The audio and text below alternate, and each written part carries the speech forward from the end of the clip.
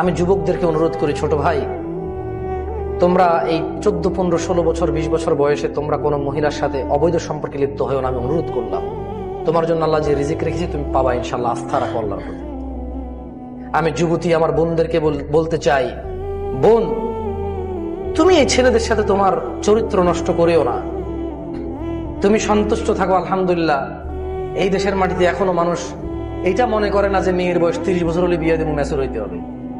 আলহামদুলিল্লাহ, তোমার একটু যখন তোমার যৌবন দেখা দেয়, তোমার বাবা মা তোমার জন্য ভালো সিদ্ধান্ত নিয়ে নেয় যে ওকে একটা ভালো দেখে ছেলে দেখে, স্মার্ট, গুড লুকিং, সম্ভ্রান্ত পরিবার, অর্থ সম্পদ আছে, দরিদ্র না, ফকির মিসকিন না, অ্যাটলিস্ট তোমার খাওয়া দাওয়া পোশাক আশাকের ব্যবস্থা করতে পারবে।